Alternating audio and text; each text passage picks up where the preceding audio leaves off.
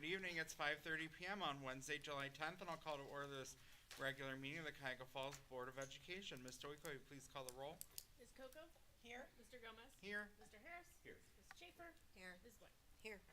Thank you. Item B is approval of the agenda. Number 1 is a motion to approve the agenda. It's recommended the Board of Education approves the agenda of the July 10th, 2024 Board of Education meeting. Action by the Board of Education, adoption of consent agenda means that all items are approved by one singular motion unless a member of the Board of Education, Treasurer, Superintendent requests that any such item be removed from the consent agenda and voted upon separately. So moved. Second. Any discussion? Please call the roll. Ms. Coco? Aye. Mr. Gomez? Aye. Mr. Harris? Aye. Mrs. Schaefer? Aye. Ms. White? Aye. Thank you. Item C is our opening ceremony. Number 1 is our informational items. This meeting is the meeting of the Cuyahoga Falls Board of Education in public for the purpose of conducting the school district's business. It is not a public community meeting, although there are opportunities for public participation. If an individual wishes to address the board regarding a topic found on the meeting agenda, the individual must complete a registration form found inside the attendance notebook and present it to the treasurer. Following an introduction of the topic by the board president, followed by board discussion, the individual will be recognized. If an individual wishes to address the board regarding a topic not found on the meeting agenda, they must notify the superintendent and or board president of the topic no later than 3 business days in advance of the meeting. These individuals may share their comments during the board business portion of the agenda. In both cases, the individual will preface comments by announcement of their name and address and limit comments to 3 minutes. All statements should be directed to the board president. No person may address or question board members individually. In addition, in public session, the board will not hear complaints about school personnel nor against any person connected with the school system. An unabridged board agenda for this meeting can be found on your electronic device at the address shown on the screen, and for your convenience, hard copies of the board agenda may be found on the table by the sign-in book. The next policy committee meeting is Monday, July 15th, 2024 at 4:30 p.m. in the Cuyahoga Falls Board of Education offices, 431 Stowe Avenue. A special meeting of the Cuyahoga Falls Board of Education will take place on July 24th, 2024. It's a Wednesday at 5:30 p.m. here in the Cuyahoga Falls High School Library. And the next regularly scheduled meeting of the Cuyahoga Falls Board of Education is Wednesday, August 14th, 2024 at 5:30 p.m. here in the Cuyahoga Falls High School Library. Now for our pledge and welcome, Ms. White. If you'll please rise and join me in the pledge. I pledge allegiance to the flag of the United States of America and to the republic for which it stands, one nation, under God, indivisible, with liberty and justice for all. Thank you.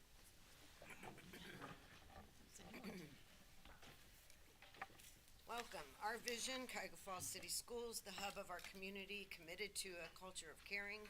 We innovate, we create, we personalize education for all. Our mission, every student, every day, every opportunity.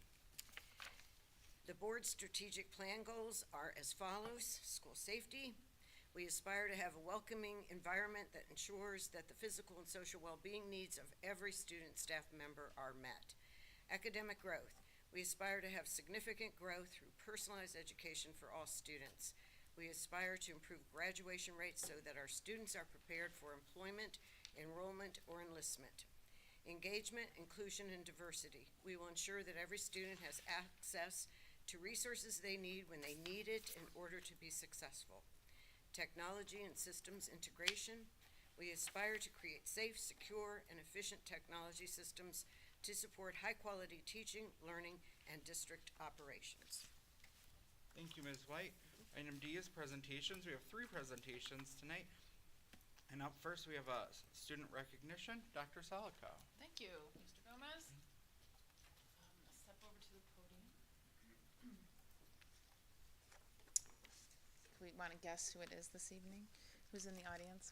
Tonight, in the summer, we don't draw a big crowd, but it's really great that we're able to honor a student, and we appreciate you coming in this evening. So thank you to your parents for bringing you here this evening and being here. So, board, I would like to just tell you a little bit about how we arrived here. So many of you all know that I'm a member of Rotary, which isn't relevant to this, but how I found out about this award was through my affiliation with the Rotary, and Judge Coates had reached out and sent me an email just saying how proud she was that Delaney had gone through a program.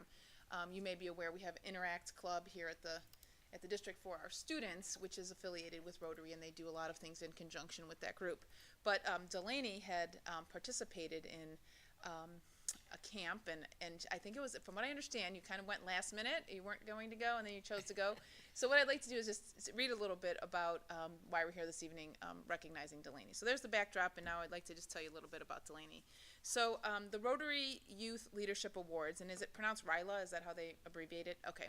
Is one of Rotary's International's 9 structured programs designed to help clubs and districts achieve their service goals in their own communities and in communities abroad, fostering fellowship and goodwill in the process. District 6630 Camp RYLA is a 5-day leadership training camp held usually the second or third week in June, which focuses on personal and professional development of high school students. Through Camp RYLA, the participants, the leaders of tomorrow, have the unique opportunity to be exposed to many facets of leadership by individuals who have already learned to be leaders in the professions or fields.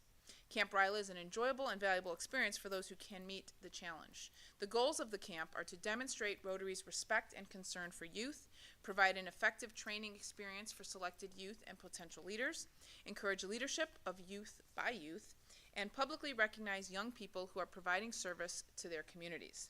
This year, Delaney was nominated by her peers to receive the Leadership Award for she exemplifies these traits. And we just wanted to congratulate her in receiving her Leadership Award through Camp RYLA. So congratulations. So come on forward. Come on up. Let's embarrass you a little bit. Stuart will get a picture of you.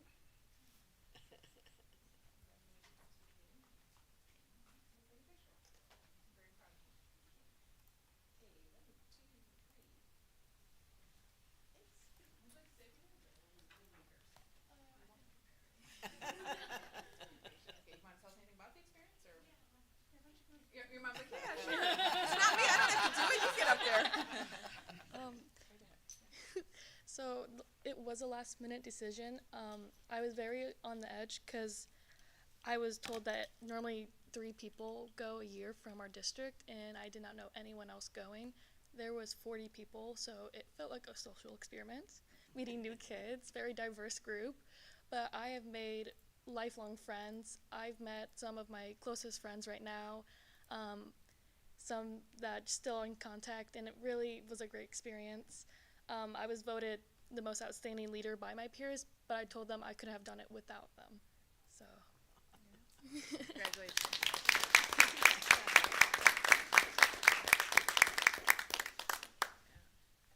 And thank you again for bringing her this evening, and I'm really proud of her and her representation of the district. So always proud of our students, especially those that give back. So thank you. And we won't hold you up any further because we are going to conduct a lot of business. So we'll give you a pass. We can all just look down for a moment, and if you're not there when we look up, we're all good. Thank you. Thank you. Okay. We'll see you soon, Delaney. Just another month or so. Thank you.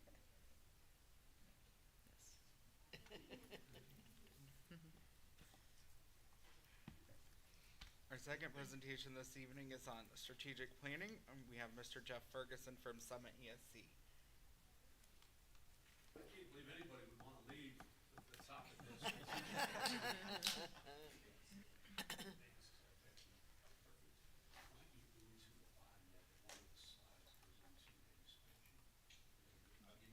Ryan, can you help distribute those for him? Thank you.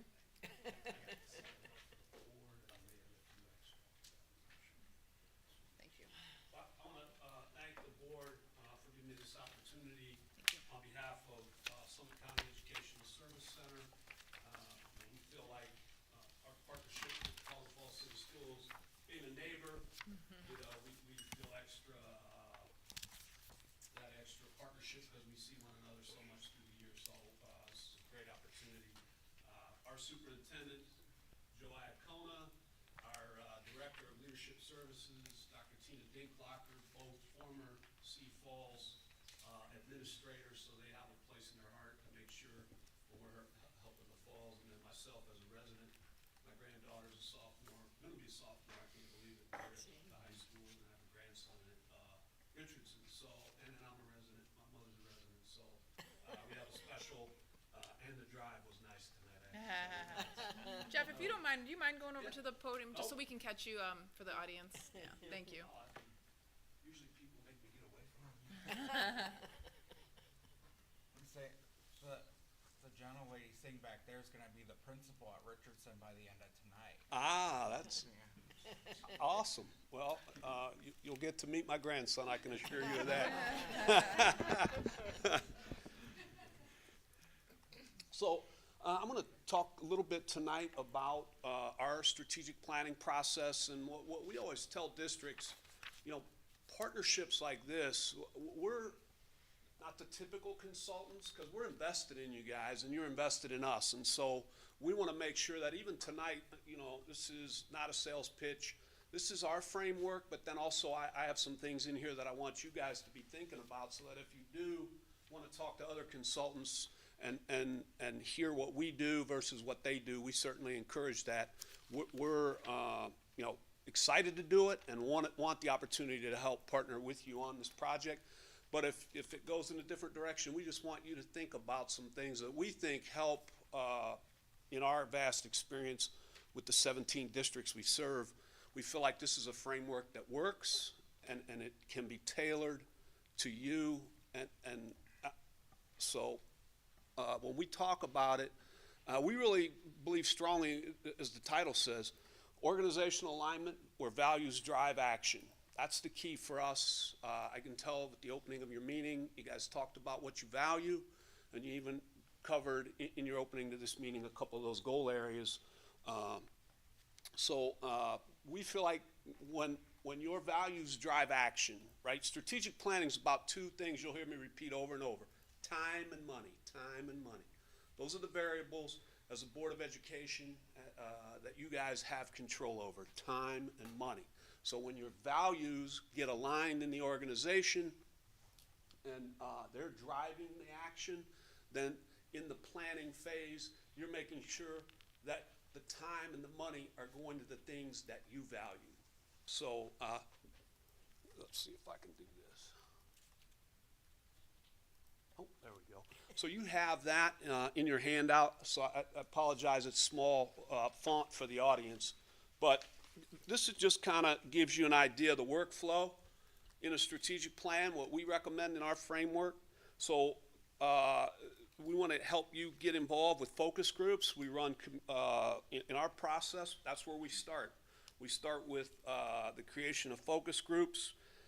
We sit down in a pre-planning meeting with the superintendent, with the board, treasurer, and we work through who are the focus groups and stakeholders. When we get further in, you'll see some suggested groups to be thinking about. And again, they're unique to your district. We work with some districts that are small, rural, not a lot of local businesses, so it's very difficult for them. So when they looked at their stakeholder feedback groups, they were looking more at citizens. They really didn't have that small business. Place like Cuyahoga Falls, you have a bigger business presence. So that would be a stakeholder group that would be unique to you that you want to make sure you include. So when we get involved in that, we get into these focus groups, and you can see both internal to the organization and external are stakeholders that you want to get feedback from. You want to get them in a conversation where you're talking about what you value, including students. Powerful voice in this process. We typically look at and recommend like 11th and 12th graders because they've been with you longest. But it's really a district choice. I've had some districts that go, yeah, 11th and 12th grade, they've seen it, know about it, we're going to use them as a focus group.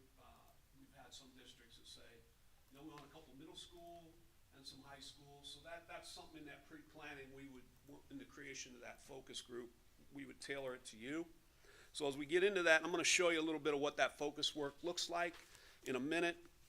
So that would be step one, where you would get into this and then both internal and external to the organization.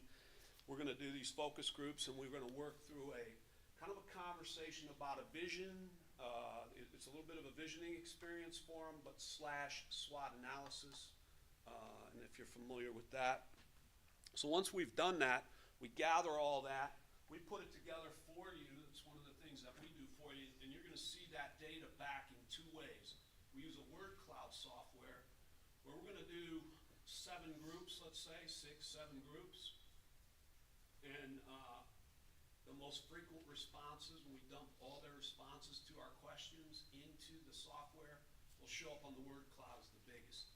Least frequent responses are going to that when you see this big word, you'll see a sample in the word cloud. So that's one way you're gonna look at it, so you know what frequency of response is.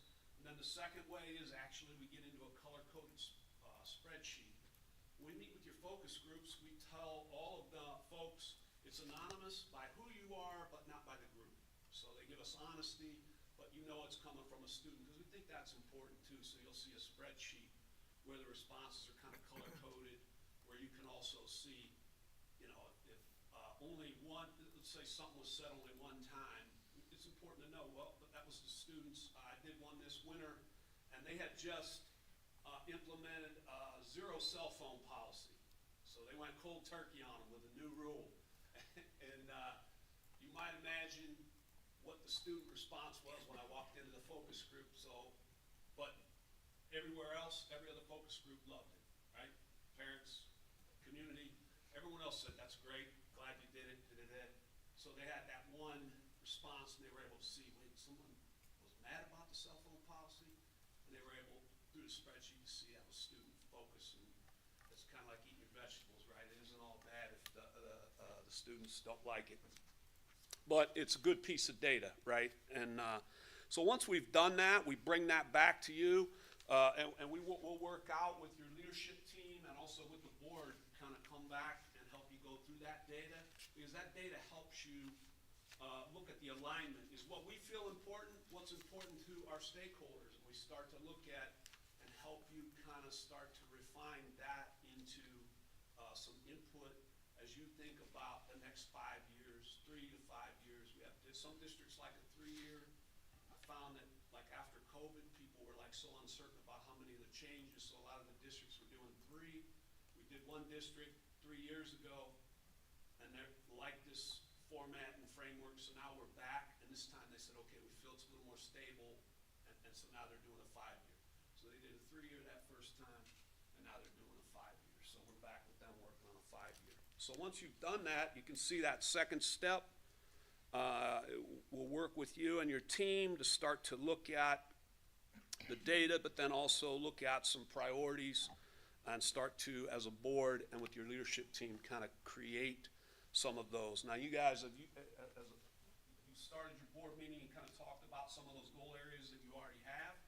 So that'll be part of that conversation. We keep those goal areas, but now there are new objectives and new action steps to the same goal areas. Some districts that, like the one we're going back and now working on a 5-year, they kept 5 of their 6 and kind of tweaked one of those big goal areas. Their last plan was heavy on facilities and building new ones. So now that they're all done, this next 5-year, they kind of shifted gears, and that wasn't as big of a goal area. So that's one of the pre-conferences with Dr. Selico and the board and Christie, that we would come back and look at those goal areas and help you kind of ascertain where you're going to be at. And then that next phase, we start in the review phase. You'll have a writing team that you put together. Will help you work with that actual writing.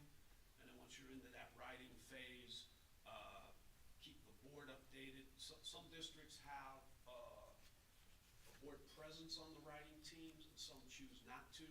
So typically, if you have board subcommittees, let's say, you get a subcommittee. This one district had a subcommittee of facilities, and so the 2 board members that were on that sat in that writing phase. We've had other districts where the writing team is typically more of the leadership at the district level, but then they come back with rough drafts to the board, and so then the board as a work session is able to work through and still give input. So the board, if you think about your role, board of education folks, you'd be at that beginning where you're helping set priorities, goal areas with your leadership team. As you look at the data, then there's a writing phase, and you can choose to be part of that, or in the rough draft phase, that's what you're looking at the actual written drafts and giving input, providing, and then we do the edits there if they're needed. And then, typically, if you look at that, once we get through the rough draft, the board would have that rough draft, go back, any final edits. We always tell people, we feel like in our framework, you have two audiences on a strategic plan. One is your community, your stakeholders, right?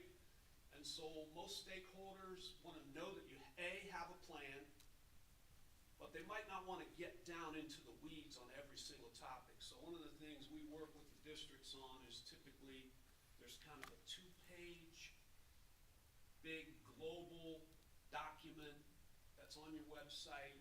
We've had districts make them as pocket cards. They're sitting in the entranceway to all buildings. So it's kind of that two-page big area, great marketing piece, right? And so those are available, and most citizens click into those and they look and they see there's a plan. But they don't want to go into the workbook on page 39 and see the action step of how you intend to raise the third grade reading scores, right? Most people don't. I mean, if you have a third grader, you might want to click all the way to it, but the vast majority of citizens, they want to see that, A, you have a plan, and that they can click on it and it relatively makes sense that what you plan to do. But then it also, that next clickable piece, you can click, it could click into the workbook. It's all, links, and they could get into how you plan to improve those reading scores in the next 5 years. So, all right, makes sense so far? And then that leads us to that final adoption for the board. So that first slide just gives you an overview. The next one, so I'm not gonna you can read that on your own time, but that kind of gives you nuts and bolts, just a good idea of the phases that we talk about. All right, that pre-planning, some of the things I've already said we would do with you.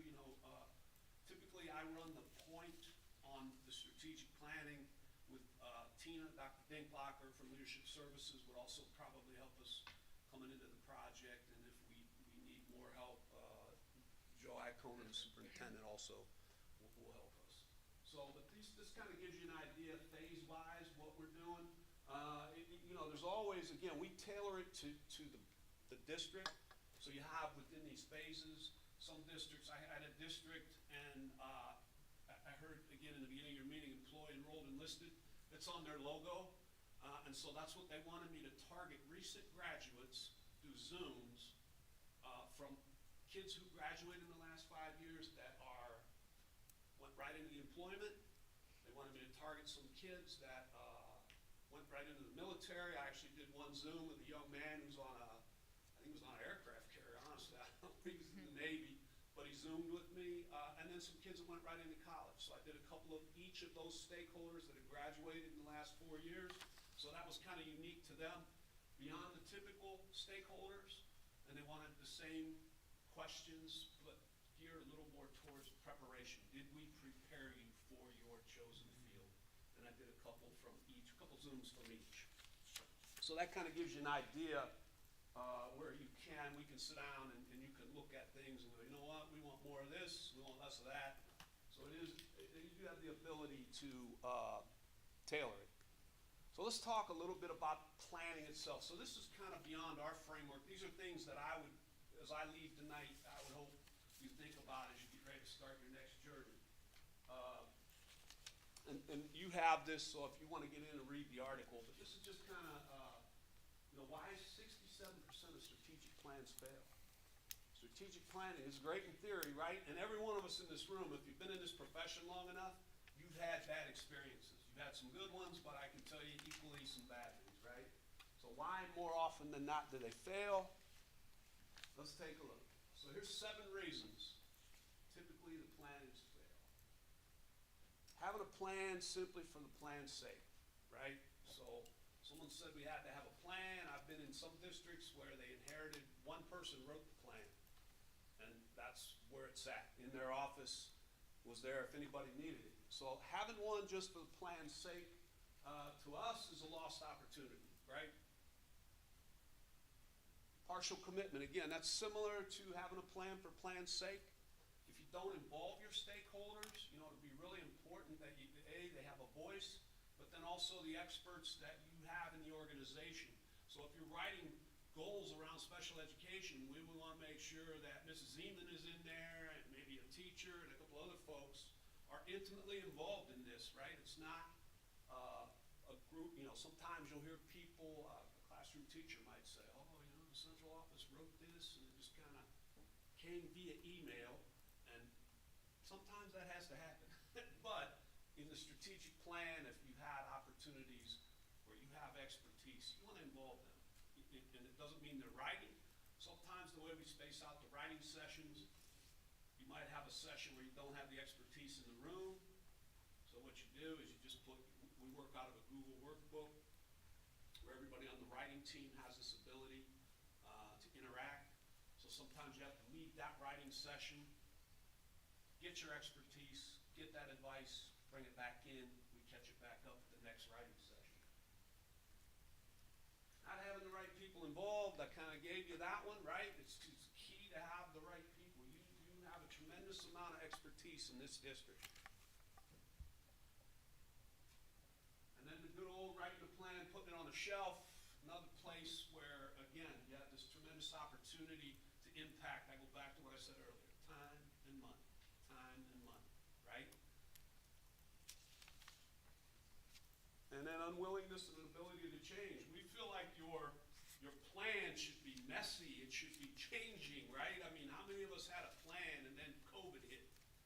Governor DeWine sent us home for a week, and then he sent us home for 2 weeks, and then he sent us home for a semester. And so, right, like things suddenly change. So things happen, but also sometimes you uncover valuable information, and it's like, hey, when we knew better, we did better. And so sometimes plans fail because they think they get locked into, man, it's in writing, we got to keep going, stay the course. And then accountability and follow through. That's another thing with our framework. We're going to make sure that we give you that opportunity where someone is accountable for every action step, every objective, every goal. There's a chain of accountability and follow through. It's all time bound, so you want to make sure that you memorialize your time. It doesn't mean time changes, right? It just means that you want to make sure it's time bound. And then that last piece, accountability, is the measurement. It's another great piece for the community. With our framework, we tell districts, we call them scorecard meetings. So you'll see when you get into our workbook, every objective has this simple color code. If you say you were going to do this by this date and you do it, it's a green. If it's in progress, life happens, something happens, it's a yellow. If you didn't start it, it's a red. So twice a year we say, come into once a year, twice a year. I used to do it with the state of the schools meeting that I had to do, and kind of use that plan then, and then my board liked it 6 months later, kind of the end of the school year. So we did it twice a year, where we would put out an advertisement, we're doing our scorecard meeting, community, if you want to see it, it's online, it's here, it's there, but the measurement is how many reds, how many greens, how many yellows, right? And then you get to have this rich discussion about, why did we say we were going to do this by this date and we didn't? Why is that in red? And sometimes most times there's a great reason, and so the community appreciates and understands why that didn't happen. And then there's a new date put there, because you will get it to green, right? And then the yellows, there's another explanation there. So, and it's a great opportunity to celebrate your successes. We don't do that often enough. We have this tremendous opportunity. When we are successful, there's a host of team that led to that success, and so when you see those greens, it's a great opportunity to celebrate with your folks. And then again, unrealistic goals, lack of focus, lack of resources, right? You put this great goal together, but you don't allocate the time or the money to it. You're setting yourself up for failure. Or if the goal is unrealistic, the other thing about strategic planning, you want to stretch the organization, but there's a fine line between a stretch and you want to constantly improve. But if you set yourself up for failure with those unrealistic goals, or you don't focus them and put your resources. So these are all 7 things that we're going to help you with. You should use us, where we go through and talk through, in the process, we're going to make sure and look at those 7 things that they're not happening as you create your plan. This kind of gives you an idea. We actually feel like it's bigger than just a strategic plan, right? It's a framework for us. It's a way of doing business. So So, you know, I did look at your portrait of a graduate there, and so you have some things in your portrait that you say every student should graduate with in those areas. So we work with, and actually we work with districts on all 3 points of this triangle. And people always ask me, which one's the best one to start with? The one you pick, that's the best one to start with. You're all different places, right? So you at Cuyahoga Falls, you have a portrait of a graduate. You have these essential qualities that you want every student to leave you with. So that's kind of that North Star, right? So you have that. So now the next thing you want to do is start to look at a plan that gets every student there. That's part of this plan, that process. And again, it's stakeholder feedback all along the way. The directional system, we tell people, that's kind of your roadmap. The districts do that differently. We have a couple templates where we help districts talk about. So an example I'll show you later is, I'll show you kind of what that directional system looks like that helps, but districts do it different ways. But we just constantly remind you through the process, how is this objective going to lead to this higher level of learning for all kids? How's it going to do that? And then, so the strategic plan is time and money, allocation of it in the right places. And so again, your values are going to drive the action. So these are just the 3 phases. I'll go through this quick because so when you look at those 3 phases, that first phase you want to prepare. And again, you want to start to think about those big objectives of the organization, the future, but aligned to your values. And we do some things with your focus groups where we talk them through and help them get kind of out of the day-to-day grind and think out, think big, think out into the future. And so in that phase 1, in that preparation, when we're meeting with your stakeholders, that's what we're doing, kind of priming the pump. And then we're going to assess, okay, if we're out here, where are we? Kind of assessing your current reality. There's an example of all the focus groups that we've seen districts select, not every one of them, but some of them combined together. We always tell people, don't forget your faith-based community. Don't forget, again, like I said, employ, enrolled, enlisted. You're going to talk about enlisted, but you've got no one in the room that's ever served in the military. It's a challenge, right? And so, you know, be thoughtful of those different groups, and we help you organize, and we work from behind the scenes, setting the table to help make sure you get the focus groups you want there. And the one reminder I always tell districts, everybody here has a circle of influence, right? Dr. Selko talked about being on the Rotary. So there's a circle of folks there that if they hear from her with a personal phone call, they're going to show up, right? Some of you folks work directly with parents on a day-to-day basis. If you make that phone call, so that's part of the process we help when we're building the focus groups. We start to help with your leadership team, say, all right, who has this connection to these parents? Let's get a wide variety of parents at the table. And the students, right? Who would be able to help us get students? And so we kind of, again, assign that accountability. Deadline, you'll get these 5 parents by this date, set it up, and we help do that all with the spreadsheet. Here's an example, but again, I won't spend a lot of time unless you have questions on that. The questions, so there's 5 questions we ask your focus group. Here's 4 of them, right? What are your strengths? What are your weaknesses? What are your opportunities? What are your threats? And we kind of tweak those questions to be more education friendly. I mean, when we hear the word threats in education, we all know where our brains go, right? And this is bigger than that, so we kind of tweak some of this. Opportunities, we talk about what are your hopes and dreams for the Cuyahoga Falls students. So we do that. And then you get into that phase 2, which I've kind of already touched on. We're going to take that, determine, you want to stay with the goal areas you have, and what are the goals within that. So here's an example, one of the districts, after all those focus work. So that first question, what do we do well? So what's the biggest word there? Staff?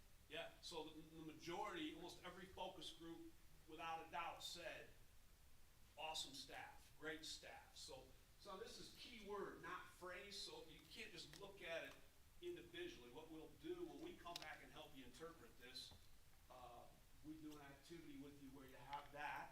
So right away, you're like, oh, staff. And then we have individuals. Some people look and go, well, what is dedicated? Or what is creative? What is the context? And then we have the spreadsheet there with it.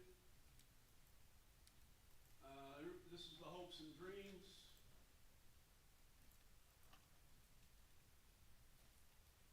So now I'll show you the spreadsheet. Ryan, you wanna get me into that? Got it. Hopefully when I, this should be, yeah. Got it. There we go. Telling your nose. Oh, I apologize. You need to get that from me? Yeah.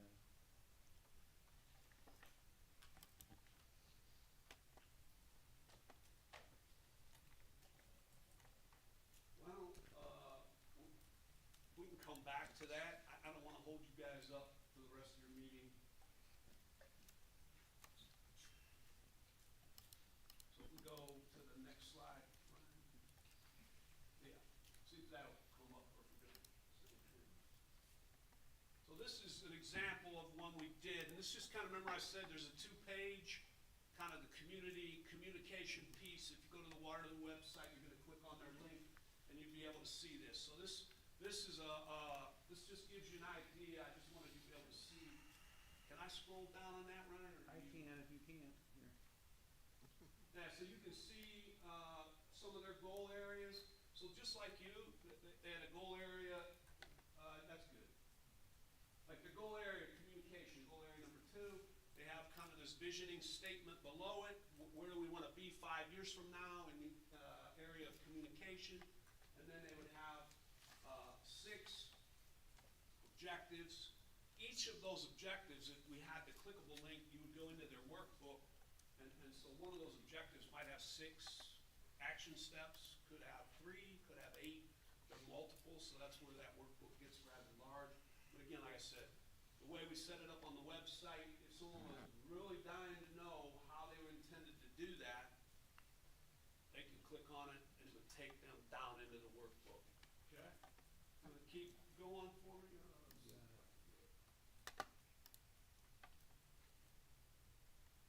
Then we get into phase 3. Again, this is where when you go back to those original 7, this is where quite a bit of the plans fail. Again, not setting up the accountability system, not following through, and those are things that typically districts run into, where they run into their problems. This is just kind of a sample of what I said earlier. This would be an example if someone wanted to click down into that. This was one of the districts we work with. The goal area is staff retention and staff development. Then they have that, they want to retain and develop high-quality staff. This is just one of their objectives. You can see who was assigned that was the superintendent and the treasurer. So those two in this district were assigned to review salaries like districts. You can see it was originally going to start in the fall of 18.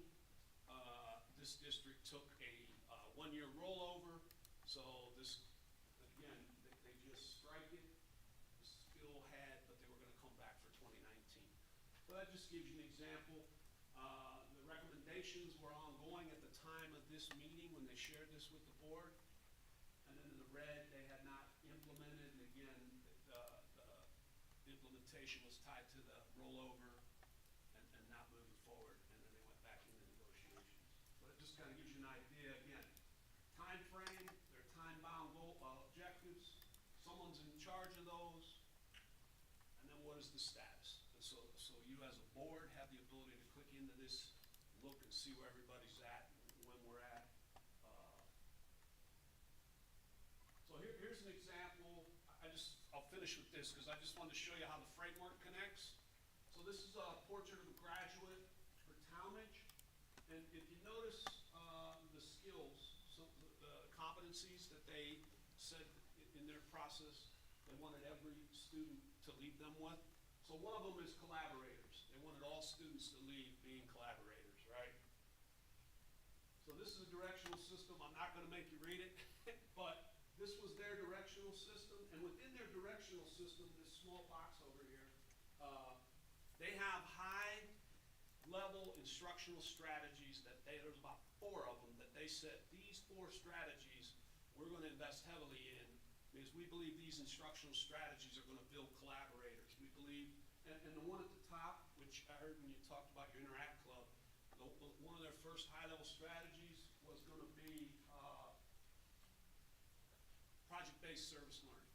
So that became a high leverage strategy, K-12 for the district, and one of the skills that they would measure in that process would be, are we creating collaborators? And so then you can see, it's bigger here, so you can see problem-based service learning was one of the high-level instructional strategies they wanted to invest in. And then down below, I just pulled that and clipped it from that little 2-page community piece, and you can see embedded in the culture, teamwork, and collaboration is a goal area for them. So you can kind of see how that ties the framework together, right? They have that North Star up here. We want all students to be collaborators. How are we gonna get there? We're gonna invest in these strategies, which will lead to our ability to know, are they doing what we said they were gonna be collaborators when they leave? And then the board's responsibility comes down here in that goal area of culture, teamwork, collaboration. Time and money is being invested in that. So that's how the framework ties together. Okay? Hey, I took longer than I said I would. I apologize. I already you got minus go on 15 this stuff. points. I get excited, everyone else is like, Questions?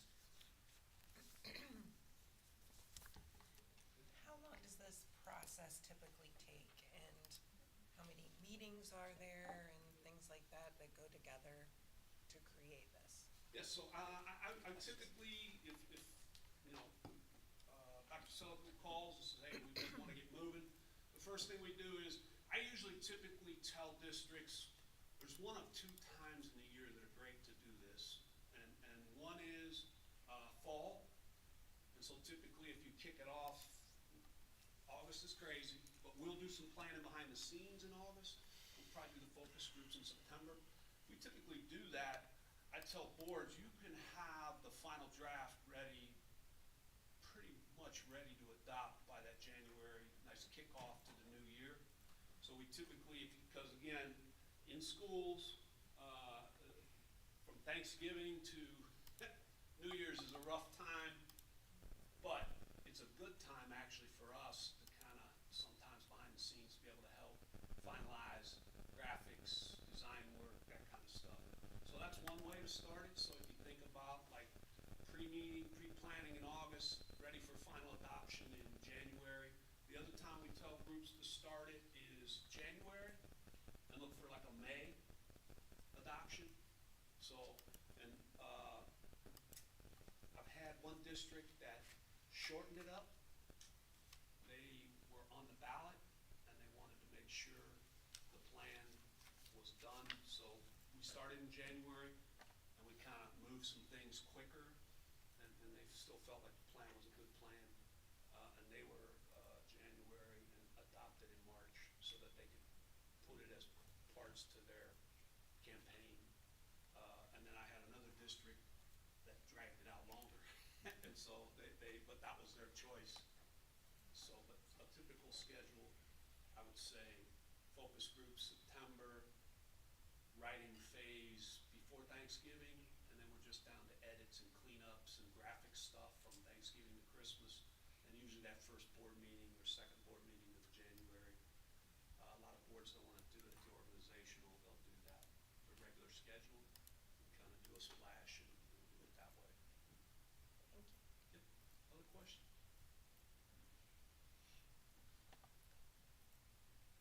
Well, again, thank you for this opportunity, and I apologize for going a little longer. But again, just some things to think about, and I know I was unable to get into the spreadsheet to kind of show you that, and it showed the workbook, but I'll send that to you, Andrea. Okay. So I'll share and make sure Andrea has access so that you guys want to see, because that keyword, like the word cloud, you would have taken staff, you plop it in, and it highlights everywhere in the spreadsheet that the word staff shows up. So it gives you the ability to then see who said it and how often was it said. And then when we get into the writing phase, Thank with you. the teams, Oh, thank you. you'll have one writer is the only one that can really write in the document. They have the editor writes, and that would be a decision made in that pre-phase. But everybody else has access to make comments and questions. So a lot of the writing is ongoing. So if we're in the curriculum goal area, you're gonna see in the outer margins, people asking questions like, how are we gonna do that? What does that look like? And so that's kind of an interactive process for the team. All right? Thank you. Thank you. Appreciate Thank you, it. Jeff. And next we have Ms. Hausman for our data dashboard.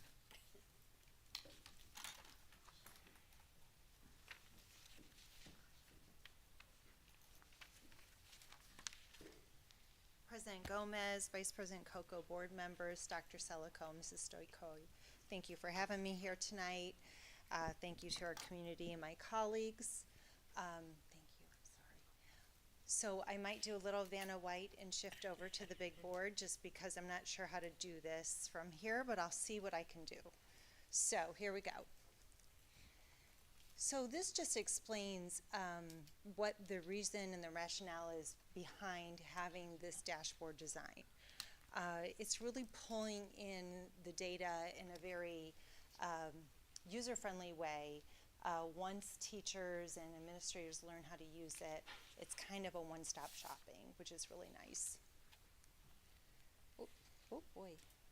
Okay. Here's some teacher feedback about using this type of dashboard. This came from Mindy Geschke, if you might recall, approving our contract. She worked on giving us access to the dashboard, and then she works with our administrative team once a month on how to use this information and learn through this process. So she's kind of coaching us, and she'll also meet individually with administrators so they can have more vulnerable conversations outside of a group situation. So, so she's submitting a report to the state about her work because they're thinking of adopting this at the state level, a version of this. This is how many districts, total users are using this type of product so that you know that it's really gaining in popularity. So it started with only 18 districts, now up to 73, so, sorry, 30 to 73. And then we didn't really get started till maybe it was mid-October, early November, and Ms. Geschke shared how she was so amazed of how many of our staff were getting in there and just learning what it is, trying to understand that. And so last year was exploratory for us and learning how to use it, and then next year, meaning this year coming up, it will be a much more intentional rollout in the fall. Okay. All right, so when you go into the dashboard, this is kind of what you see. And you'll see large numbers for students tested because it just compiles all these different types of tests, and remember there's different testing windows. So you might have a fall testing window and a spring testing window. So that's just kind of a home page for us. So I just want to show you that's what it looks like when you go to the dashboard. And then if you look at the test blueprint, then tells you, so if you see the questions per strand, it helps teachers understand and test a subject kind of how to prioritize standards. There is predictability about what the state is telling us we think are more priority standards, that if children secure this knowledge, then we know those supporting standards will get covered as well. It also will then detail the standards by the points. So it will tell us how our students are performing by the standard overall. And then you can query under school, administration, grade, teacher, test. So we can really drill down into a specific subject, a specific grade, a specific teacher. So that's where that queryness is really nice for us. And you can't get this kind of interactiveness through the state reports and things. So that's what makes this special for us. This explains the historical tested standards, and it will tell you how many questions are given by those standards. So like, for example, cells, you'll see there's about a dozen questions each administration about cells. And you'll see, this is kind of unique, that there's almost an equitable distribution in biology, how they ask the types of questions. That's not always the case in other subjects. In other subjects, it might be really heavy in craft and structure and ELA and less in another area. So, so for a teacher, this is interesting to kind of know that. Is this on this one, that's for all of Ohio, correct? Yes, The it's that. previous two were specific to us. Correct. So, Sorry, I'm trying so to some follow is our data regarding our achievement. Some are just informational based on the test information. And then, sorry, can we go back 2 slides, because I want to try to understand. Is this, sorry to This one? test your clicking skills. I know, I'm so bad at this. This one, okay. Is this data specific to this past testing year? No, Or so is this historical data for our district? correct, historical. So, but we can find that. And actually, the new data has already been uploaded into the dashboard. So when teachers come back in the fall, they'll have access to that data right away. Now, we have till the end of July to submit any corrections or if we're missing a test. So we're still kind of in that window where things can change a little bit with our testing data. It won't change significantly, but there will be some modifications as we go. So this is all time, how many points folks get? Correct. It's more, so algebra comes out because it's A in the alphabet, Yeah. right? So then, so it goes through all the different types of standards.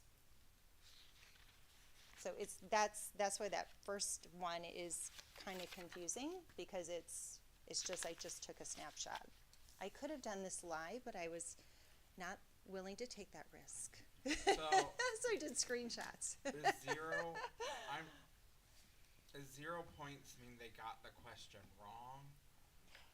Correct, yes. So, So partial credit would be a 1 or full credit, and then if it's 2 points, you have a partial credit 1 and then full credit at 2, correct?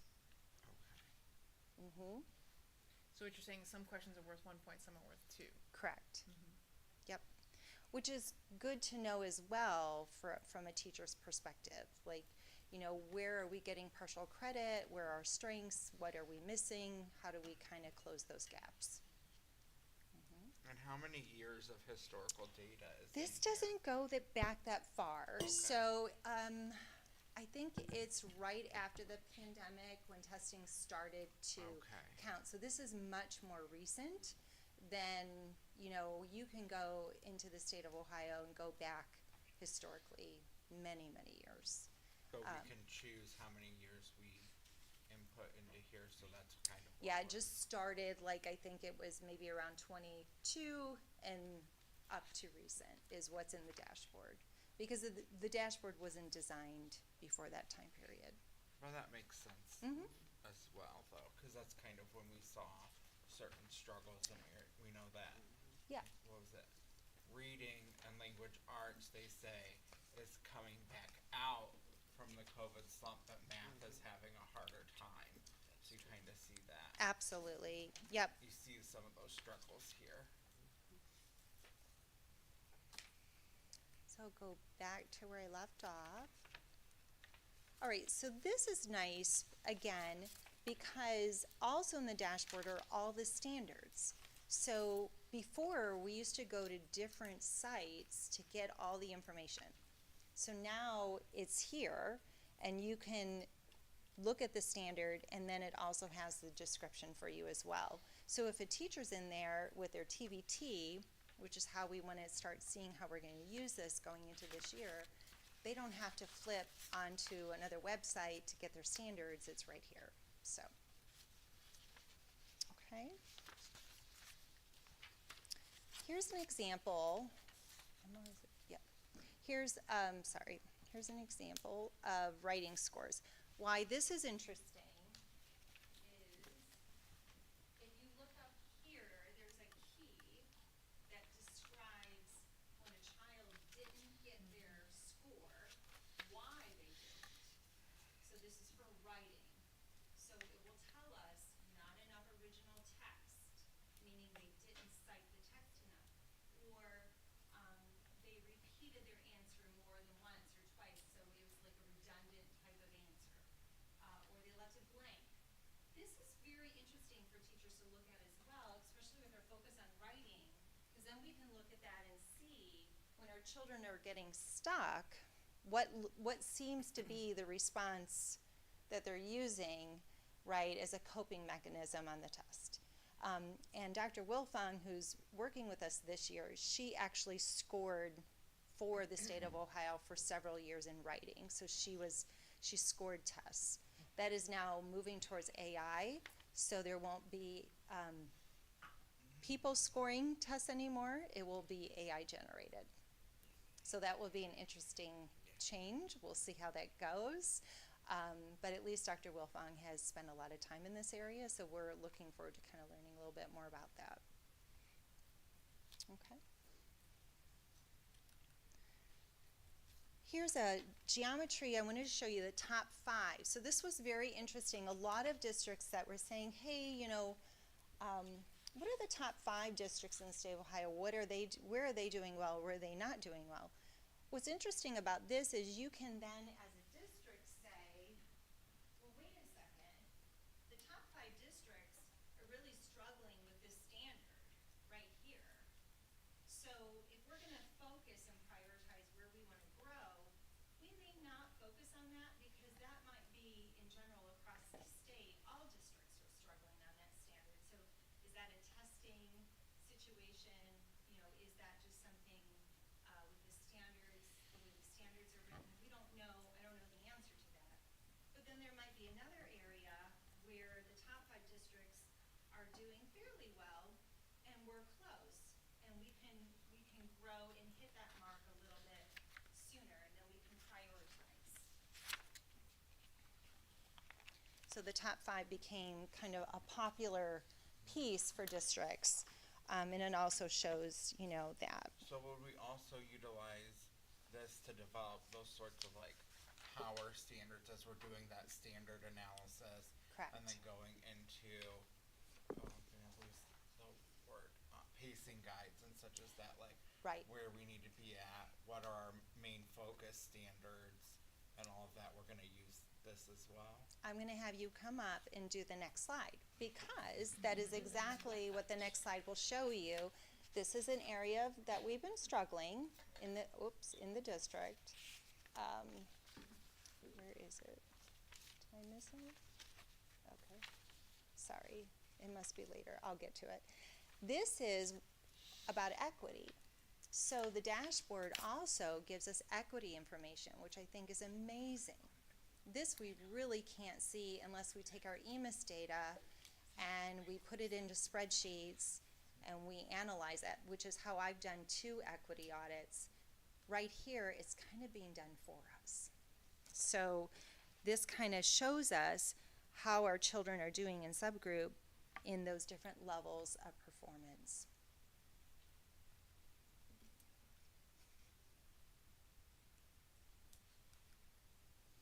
Here was the one for Mr. Gomez to teach. I had one before it. The Algebra 1 equity view will show us that we maybe have an area of some institutional barriers possibly, right? So are all our students having access to a certain higher level? How are our students doing by subgroup? So this is an area that we can look at this and then determine how we can work to resolve that. So when you think about the strategic plan, some of the information and the data that we have in our dashboard could maybe be a subgroup to kind of help study and help prioritize some of the academic goals and objectives. Okay, Well, because when you look at this is Algebra 1. correct. You don't want to look at the Algebra 2 one because it's not going to be better than this. Well, and we know through research, Algebra 1 is an indicator for how students will perform post-secondary. So that's like a national benchmark. So we do want to make this a focus, right, for growth. And then they're also creating these different math pathways as well because of that, because they're saying Correct. if post-secondary isn't your pathway, then you don't need to be on necessarily the Algebra 1, 2 geometry Right, they have the pathway. computer Yeah. and some other things are coming in, so right. Yep. This is interesting, the trend data then gives us our trend by standard. So how are we doing over time looking at specific standards? So that is also very interesting to kind of see, are we being inconsistent? Are we growing in a standard? So this also might tell us about our pacing and alignment, because some of it might be if our pacing is off and we're not getting to all the standards, then we're putting, then if a standard is tested, children may not know that, right? So they might struggle on the test because we haven't paced the standards. So that's a pacing piece we have to look at. The alignment piece would be, right, here's the standards, here's what we know they'll be tested, and are we teaching that with, with the fidelity that is needed?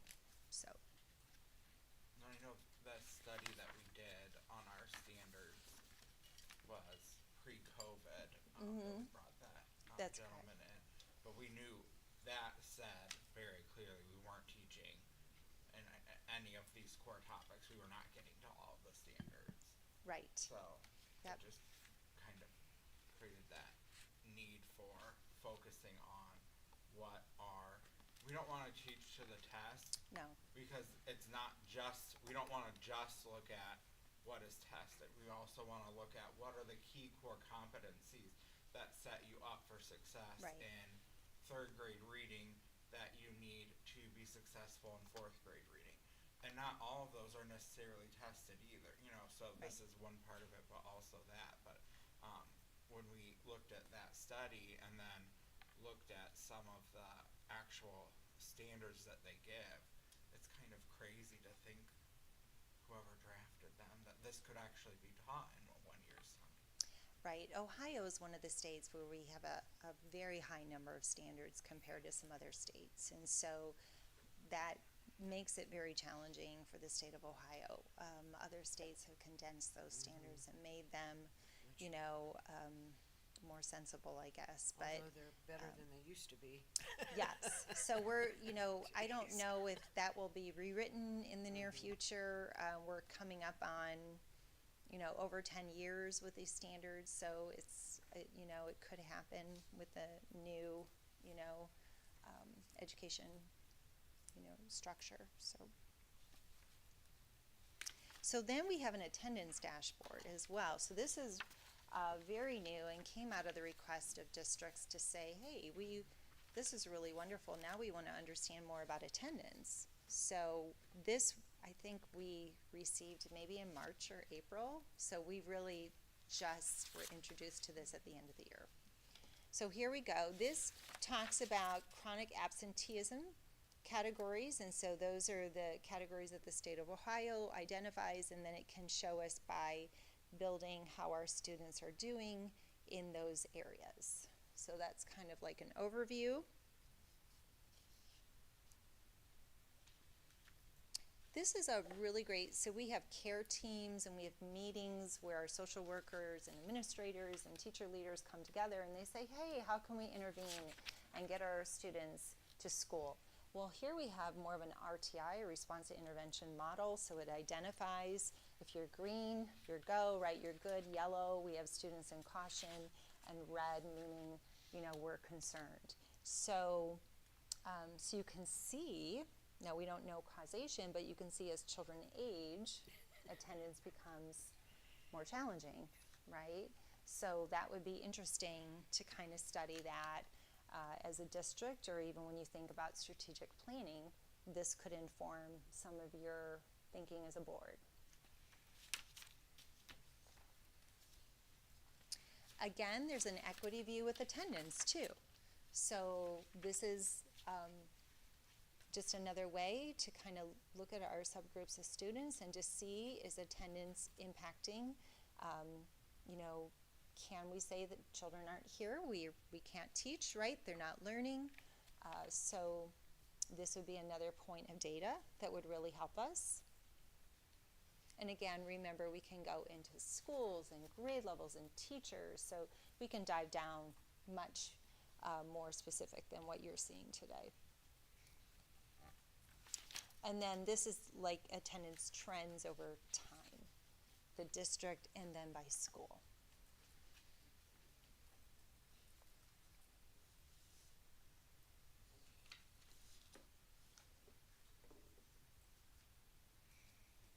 So I did a balcony view for you today, but I could see us, you know, like I said, maybe through other opportunities, if you wanted to, you know, look at data more detail through the strategic planning process or anything. If we can help you in any way, please let us know. And like I said, this year, our administrators have really enjoyed this process and learning about it and understanding it. And so I think this year we'll really be able to start to hit the ground running and get all teachers just to understand this. Remembering the way I look at state testing is sometimes a blood pressure check. It doesn't tell us if something, you know, what's going right or what's going wrong. You have to do more diagnostic assessments. You have to know your students, right? You have to do your formative assessments. There's so many other data points, but it might tell us, well, there might be some caution here, and we want to figure out how to help and support in this area. So, you know, that's how I try to look at it. Questions or thoughts?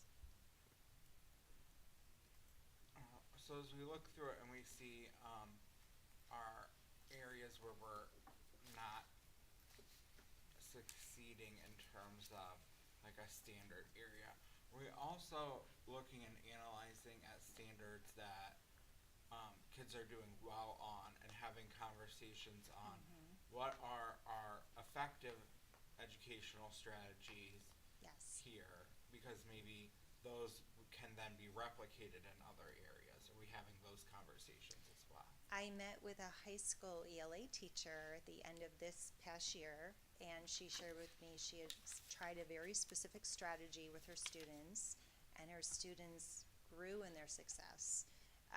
And it was a very specific strategy that she thought was very impactful, really helping children reflect on their own learning, that metacognitive strategies, as well as their level of engagement in the classroom.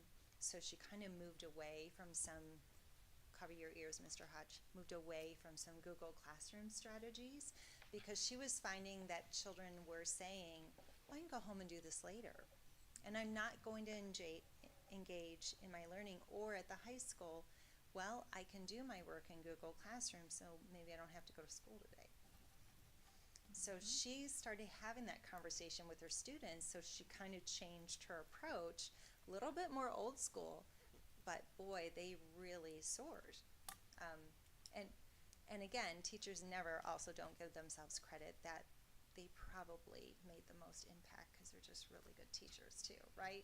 Great teachers. So, and she is exceptional. So we are having those positive conversations too. Good. Yep. Any other questions at this time? Definitely more to discuss in the future. Yeah. Thank you. Yeah, you're very welcome.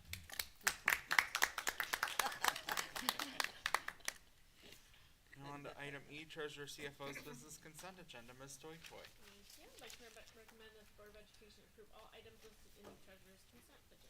So moved. Discussion. We just have a couple routine items for beginning of the fiscal year here. So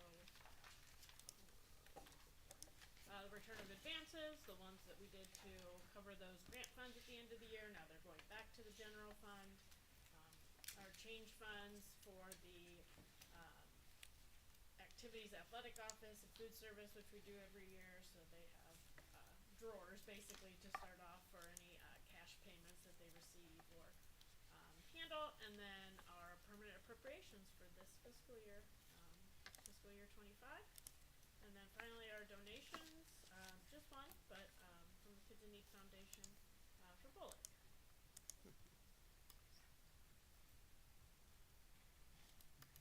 Any questions or comments from the board? Please call the roll. Mr. Gomez? Aye.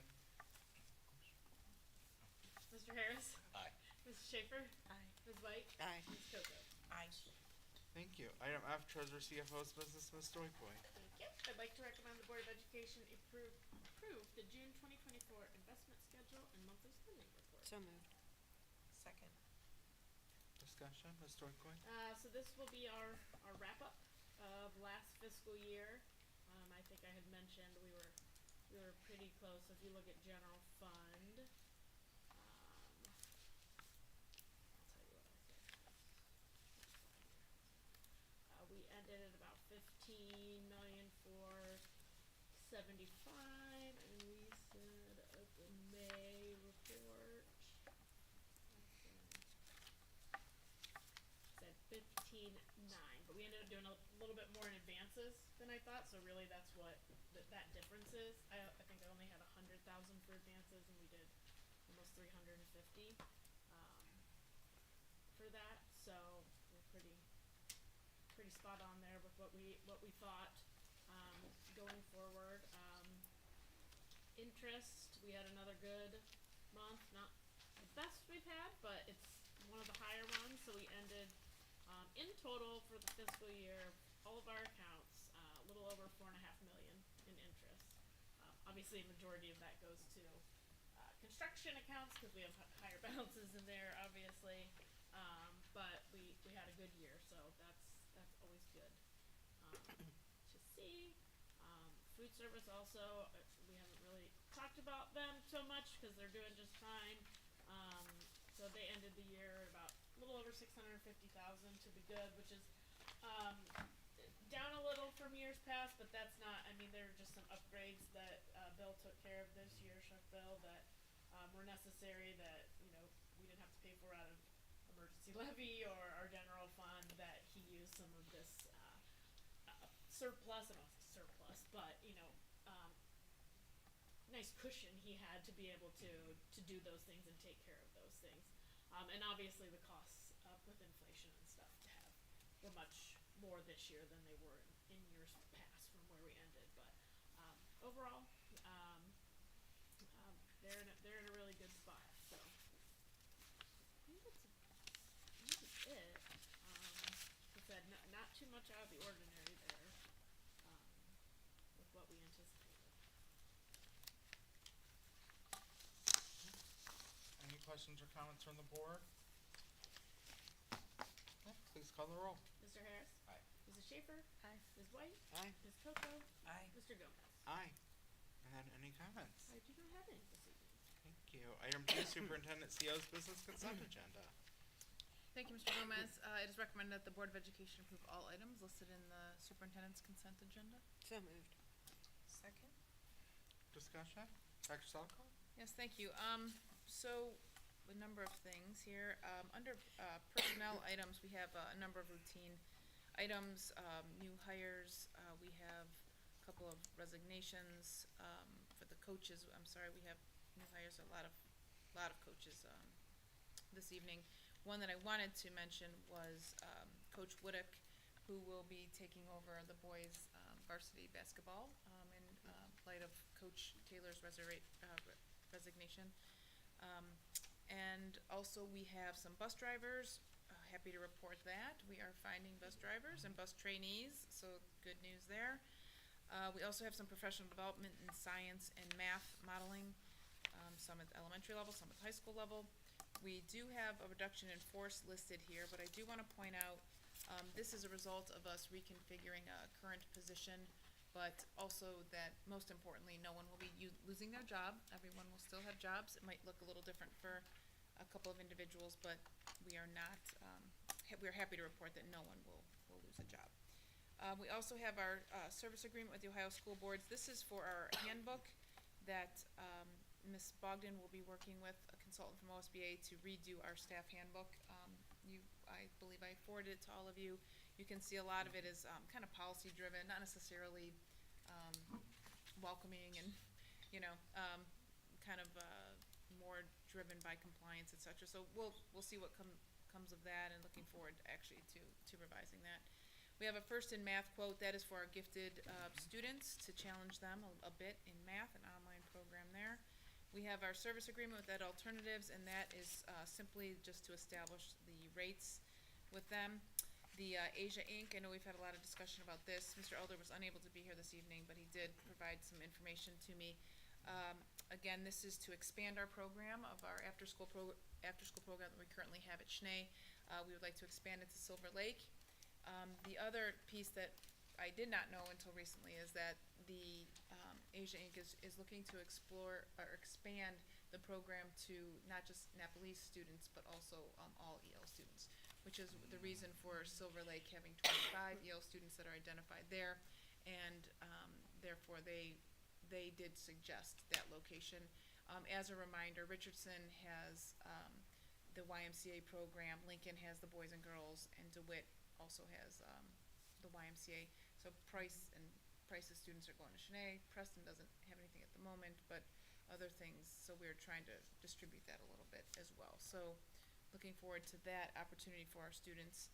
We also have the contract for our services. I'll speak a little bit of this in my informal, but the moving contract, there's some estimates there.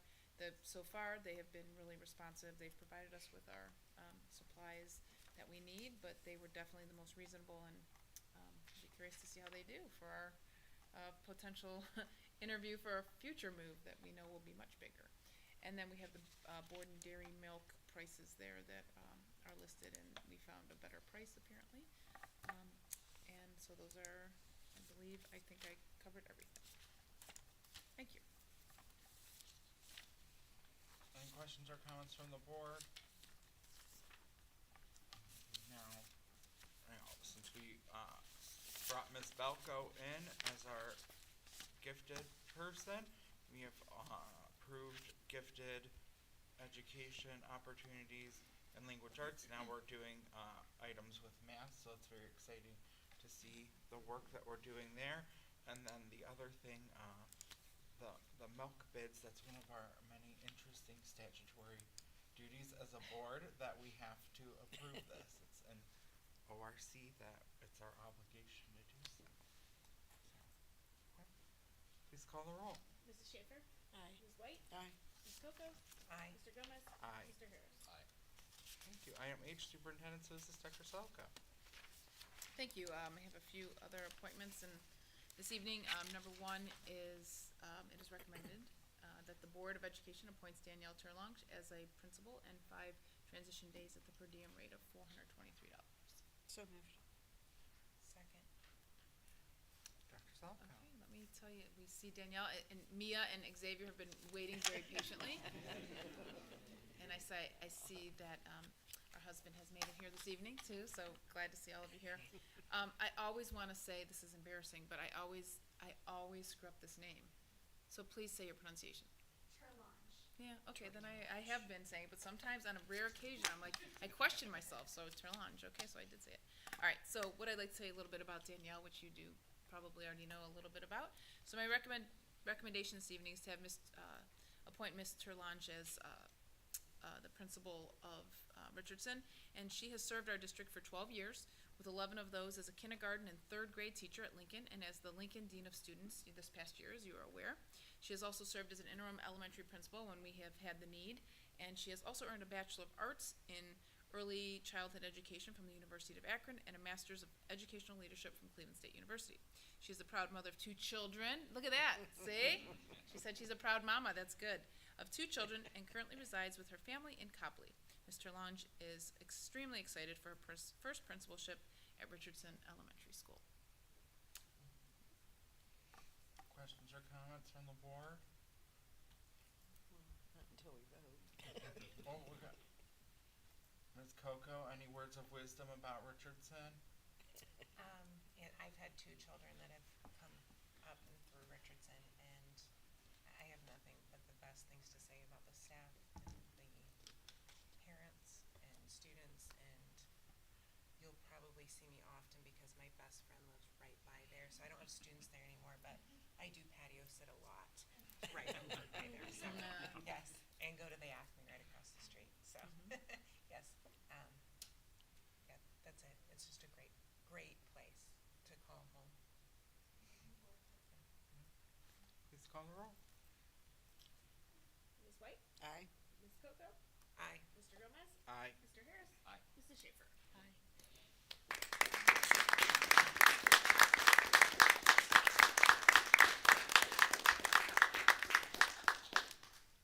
So now Xavier and Mia, now you have a mom who's gonna be a principal. So I have two little ones too, and I always tell them they're in trouble because they have a teacher as a parent, they have a superintendent as a parent. It's tough.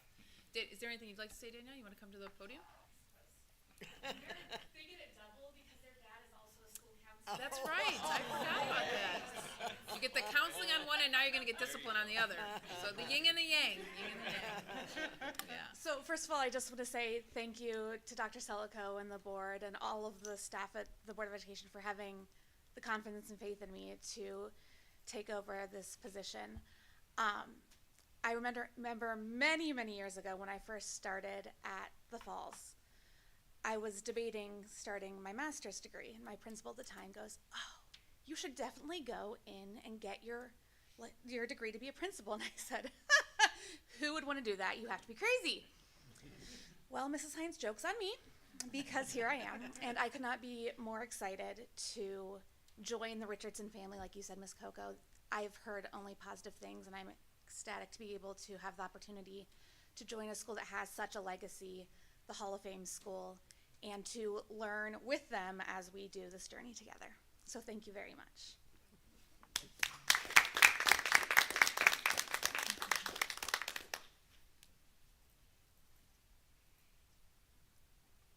Do you have something to say, Ms. White? No. Oh, okay.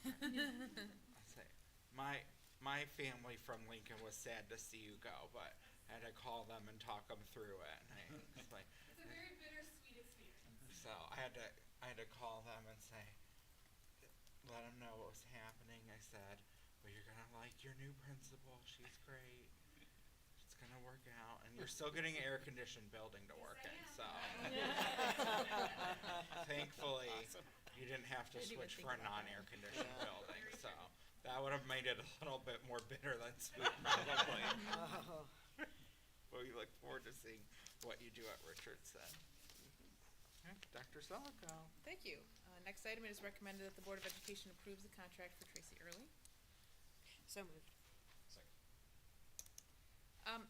I'll mention a little bit at this point. I'll mention a little bit more on my next item, but as we know, we're going through a little bit of a transition period in the next couple of years, especially as we move to a different building, different configuration, 6 through 12.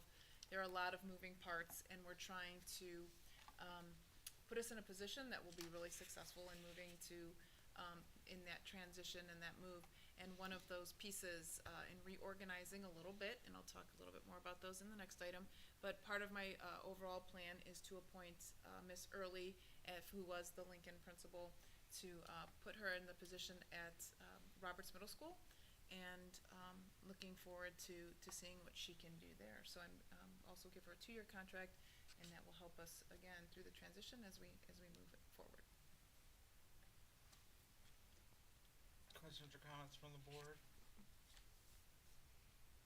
I think Tracy Early will do very well in her new position. Excited to see what she does, and I think she's an extremely resilient person. If that's a very good descriptor of Tracy Early, and so I think she'll do very well in helping us through the transition into the new building. And she's looking forward to it. Please call the roll. Ms. Coco? Aye. Mr. Gomez? Aye. Mr. Harris? Aye. Mrs. Schaefer? Aye. Ms. White? Aye. Thank you. Dr. Selka. Thank you. It is recommended that the Board of Education approves the addendums to Thomas D. Francisco, Julie Hall, Chris Black, and Chris Van Kuren's contracts. So moved. Second. So, again, as I just mentioned, we're looking at some transitions. Another piece of that I firmly believe in is a former principal myself. And I try not to use myself as an example because I do get antsy and like staying in one place. I probably shouldn't say that's my 5 bosses, but in one job for long periods of time, you know, you get to a point where you get somewhat a place as far as you can, and then you either get, sometimes people can get stale or they just need a new experience, a new challenge, etc., whatever that may be. And Mrs. Hall has been at her building a very long time. Miss Early was at her building quite a few years, and I feel it's time that we mix it up a little bit and give them a fresh start, some new challenges. And so Miss Early will certainly be taking on some challenges, and even though Mrs. Hall has done an exceptional job at Richardson and taken them a really far way, as you know, Mr. Lange has said about the Hall of Fame, the Purple Heart, all those accomplishments. I'm looking forward to her doing that again as she is. She's welcoming the change, looking forward to it. In fact, all the folks that I have spoken to in these transitions are really encouraged and excited to take on these opportunities. Many of them are looking forward to that and the challenges that lie ahead. But we're trying to position ourselves so we'll be successful, and this will come with a lot of support from myself, members of my team. Mrs. Hausman will be coaching and offering support as we need it, and certainly as they transition. But we're looking forward to doing some great things, and just we are mixing it up a little bit. Thank you, and thank you for your support on these. Questions or comments from the board? Well, I just wanted to comment, you said that the administrators are looking forward to doing these changes, and just wanted to publicly thank them for being willing and Yep. open to make these changes, Mhm. to continue to move our district forward. Not that they weren't doing great where they were, but as we do the forward planning and thinking for how our district will be changing and is changing, I just wanna say thank you for everything they've done where they were and for being willing to move to where they're going to be. Yes, thank you for that. I just want to say specifically to Julie Hall, again, kudos for the incredible things that she did at Richardson. She really helped make that building soar, and I'm really excited to see what she will do at Lincoln because she leaves behind really such a great legacy of achievement at Richardson, and we see it in the academic scores as well. And I had a couple people in the community reach out to me after the agenda was released on Monday, and I said, you know, what I think is most important about all these administration changes is that it's not like Dr. Selko puts names on checkers and shakes it and sees where they land, and that's where people go. She sits and she thinks about what people's strengths are and how each person can best benefit student achievement. And then she places people where they can best make an impact on student achievement in our district. And that's why I'm really excited about all 6 of these, because I think all of these people are being placed by Dr. Selko, recommended to us, and then placed in the place where they will best be able to help our students achieve. And that's our number 1 goal. So I really appreciate the hard work that Dr. Selko's done and the thoughtfulness that went into this. I was gonna say, that's the time that I've spent agonizing over these things. You can look at all of them, because some of them I wanna shake me a little bit to say, just make a decision already, which I don't blame them at times, but they're important decisions that we take very seriously. Thank you.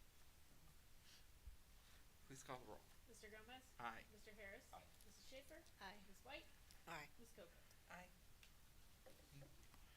Your comments, Dr. Selko. Yeah, just a couple brief ones, and thank you for your support and helping me talk through things at times. I mean, we all have, this is a process, and so I do appreciate your perspectives and input as well, board, as along with the input of my team. I do value their opinions, and they've helped me, you know, come to these realizations too, so it's a team effort.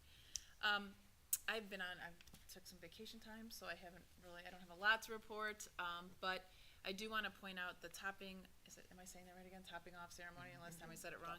It will be the 19th at 11 o'clock, so that was Okay. confirmed. So if you want to put that in your calendars, please.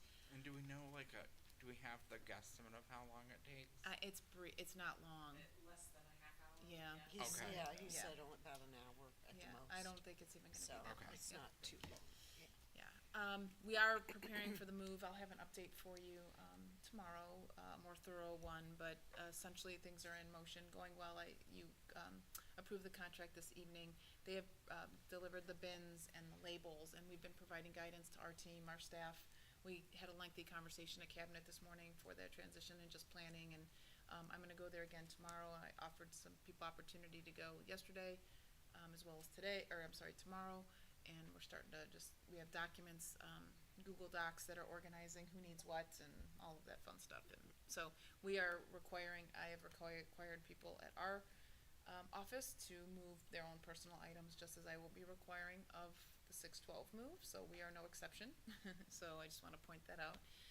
And then, lastly, that, we have been just preparing a little bit for the opening of the school. We're having some conversations about the 612 move, but we'll start, focusing now on the opening, of the school, and along that comes convocation and retreat. So we've been focusing on those two things primarily. No, will the phone number stay the same? That's Or they I'm don't- assuming, Brian. They should stay Yes, no they'll phone stay number the change. same. Okay, cause I know them. I'd have to learn new ones. 3800 will be 38. Yeah, okay, I just, wondered about that. Yeah, we'll be All right. communicating, making sure that we Yeah. do a good job of communicating the move. We actually might, tag onto a press release that, April Helms has contacted us about a couple different things. Maybe we can get it out in that would be one avenue, but of course, social media, phone calls, et cetera. And will we have the signage up when we open? That's probably not, cause we're doing a monument sign, and I think Okay. that takes some time, but we can, we could probably get a temporary one Or quickly. bring that wooden one that we That's what I have was at thinking, least- I don't think it has At least to kinda have something. I was just about to say that, but then I paused because does it have the address on it? I can't remember, cause I'm looking at Christine, cause we did it, yeah, The corrugated one outside. Yeah. Yeah, that has our, it's Stowe Avenue, it has the address. yeah, I thought so. Just put some electrical. We Something could. over it. We'll make it pretty. At least have some, it would be nice to at least We have will, something, something cause I separate. think people will be a little discombobulated at first, especially they if will. they're coming in for enrollment. Joe, can you put some effort into that one and see what we can do? Yeah, thank you. Because if people are the type of people that aren't able to get the enrollment complete online, they're already a little Right. discombobulated, so I don't want them to then have a hard time finding us. We talked about that this Because morning. then it's kind of like we've already kind of on 2 occasions Yep, missed an opportunity. yes, we concur, and we've had some discussions about that and how we will communicate it, so we don't frustrate people. But we'll get on the signage. Do you wanna give an update on the city council piece? A joint update together? Sure. Next Monday. Yes, So- that's good. Sorry. So we're gonna have an additional piece at our special meeting on July 24th. There's a need, we're gonna have to re-notice the meeting Yeah, to we were add talking about this this morning. I piece. couldn't remember what the item was. Thank you, Yes. that's the item, Christie. So, I could remember what it was. there's an additional land swap that needs to occur for the 612 project because of the road widening that we're doing. So, if you've driven by, you'll see there's a pole sticking up there. We can't move that pole because that's this is my very broad understanding. That pole is city property, and so they're gonna give us that land to move that piece. This is what the city legislation said. And then, after we do that, we're giving them the road so that we don't have to maintain it.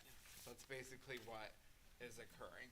That's going to it's been introduced at council, it's going to committee next Monday. And I think our plan is to go, everyone's invited to attend, just to show support, cause I know council appreciates that if you'd like, and are available. It's next Monday at 6:30. We have policy committee beforehand, so some of us will be here anyways, and then we've asked, people from construction on our end to attend, should they have any, more in-depth questions that we aren't able to answer and don't wanna try to fake our way through. And that Right, will- Dr. Salako? Yes, please. That Great. will be at the NAT? Yes, at the Okay, natatorium. I thought, okay. And then they'll vote on it Yeah, formally at okay. council on the 22nd before they go on their recess. So then we thought, instead of waiting until August 14th to act on it, it would be best Mm-hmm. to add that to our special meeting on the 24th. Does that? A synopsis? Yes, I was just making sure I had it on my calendar, and I do. Yes. So, Mr. Bagotti's been working, with the attorneys to get all of that, paperwork done on our end, and then the attorney's been working with the city attorneys. But we just thought it would be best to add that to our special meeting so that we can get that back to the city in a timely manner as opposed to waiting till August 14th. That's good. Then they can make appropriate whatever's need to happen. Okay. That's it, thank you. Yeah. Okay, item I, board business, number one's a change order for Perrin Asphalt and Concrete. It's recommended the Board of Education approves the change orders from Perrin Asphalt and Concrete. So moved. Second. Mr. Bagotti, do you wanna give a little detail about this? Yes, the first one that you saw originally, before the additional two that was added today, we found an underground storage tank. Had it tested and everything, so luckily it was just the water underground storage tank. There were no contaminants, oils, gasolines, anything like that. So that's the one for about $3,200 that we had to pay to have it removed and disposed of. So that was one of them. The other one was, we were told by, through our architect that there wasn't any fiber optic lines that ran through where we were intending on putting any portion of the new, parking lot. That wasn't the truth. So when Parent came out to do their initial check, we had to have them actually come out and do, drillings, only so far down to find these lines. So that was the cost of $2,400. Finally, because of where we found the lines and the lines can't be moved, you're not gonna ask AT&T to move the lines because they're not gonna move them. We had to do a workaround. So the workaround was a different catch basin, entering the catch basin in a different area, and that's the $10,000. But I think it's important to note that we had a $25,000 allowance in there to cover what we thought might be some subgrade improvements for the lot that might need to be made. Well, they never came about. So even with these change orders that total $15,912, we are still gonna be about $9,000 underneath the original contract that was approved for 247. So we're not going over the 247. We are now nearly complete. We have some sidewalk to put in. I don't foresee any change orders. So hopefully this project will come in about $9,000 cheaper, than what you approved the contract for. We just have to approve these because we didn't put language in the contract, which we talked about at the last meeting, that going forward for other contracts, we'll look to include language like that, just to make sure that we can expedite projects and don't delay them if we don't have a board meeting, you know, because we work allowances into our projects and we want to make sure that people can sign up to that allowance amount. Any other questions from the board? I drove by there Saturday, it looks great. It's gonna be a great asset, and they have created a nice little walkway, for folks that park there to get right in there. And then I talked to Mr. Bagotti before the meeting, cause even though it's a bus garage parking lot, there's always opportunities to get students involved. There's a need for some landscaping, and I thought perhaps our urban agriculture program could, you know, maybe do a little pollinator garden there, so Mr. Bagotti said that he would, look into that when our students get back, to see if we maybe get some little bit of urban agriculture pollinator garden plantings in addition to, the landscaping that was designed as part of the project. Cause the city does approve your landscape plan, so we can't change what was approved, but there's always opportunities to get students involved, so we'll see what we can do. Please call the roll. Mr. Harris? Aye. Mrs. Schaefer? Aye. Ms. White? Aye. Ms. Coco? Aye. Mr. Gomez? Aye. I'm gonna ask Ms. Coco to lead the next one, cause it's about me.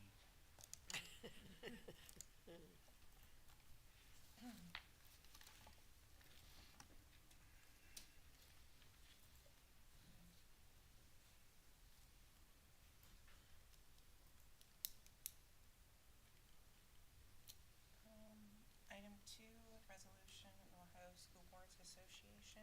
It's recommended that the Board of Education approves the resolution from OSBA to nominate a board member for the Ohio School Boards Association's recognition.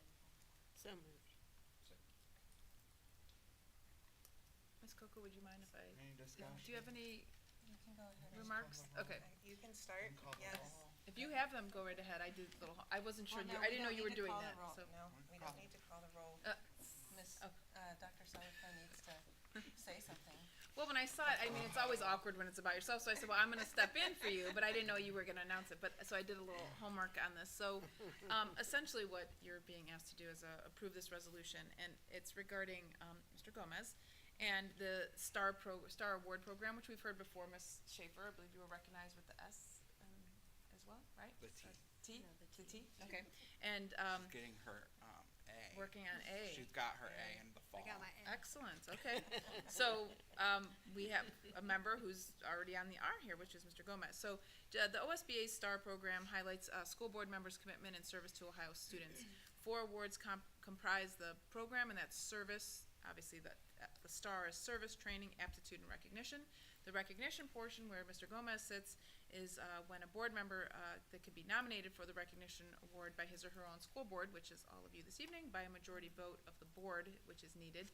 And this award replaces the previous outstanding board member award and honors board members most dedicated to the craft of being a model board member.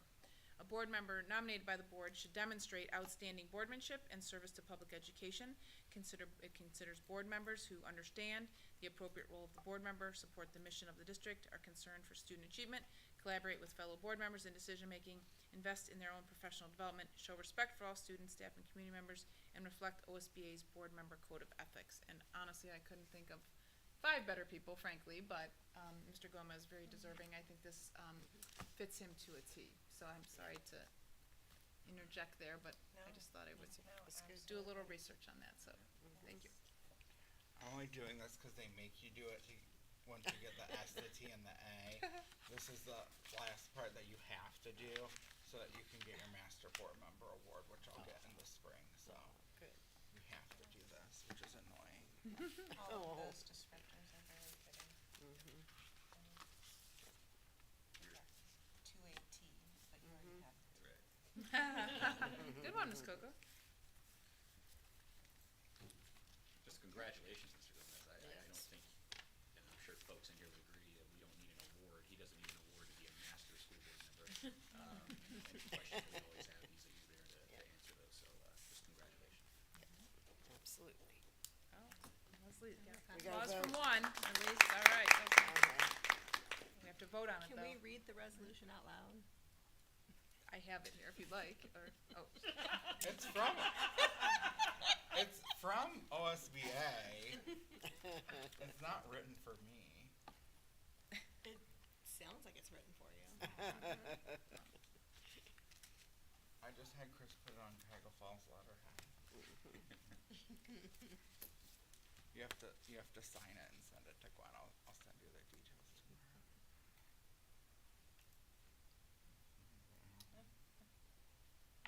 Ms. Sokwa, call the roll, please. Mrs. Schaefer? Aye. Ms. White? Aye. Ms. Coco? Aye. Mr. Gomez? Aye. Mr. Harris? Aye. Number 3 is the service agreement for the summit. Number 3 is the service agreement for the Summit Educational Service Center. It's recommended the Board of Education approves the agreement between the Summit Educational Service Center and the Cuyahoga Falls City School District for strategic plan services. So moved. Second. Any discussion? Just look forward to the process. Please call the roll. Ms. White? Aye. Ms. Coco? Aye. Mr. Gomez? Aye. Mr. Harris? Aye. Mrs. Schaefer? Aye. Thank you. Number 4 is Board of Education work session dates. So we know that we need to have a work session in August, and we just need to get a date on the books. So we need to do that.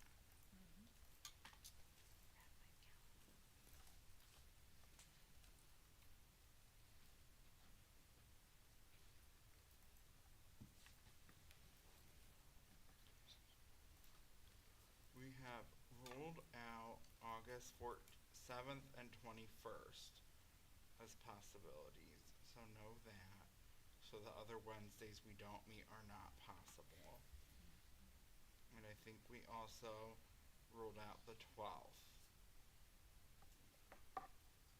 We do not meet on the 7th. But we ruled out those. Those already don't work. There are 5th, people that the have 7th, to- the 12th, and the 21st all don't work. And we meet on the 14th and the 28th.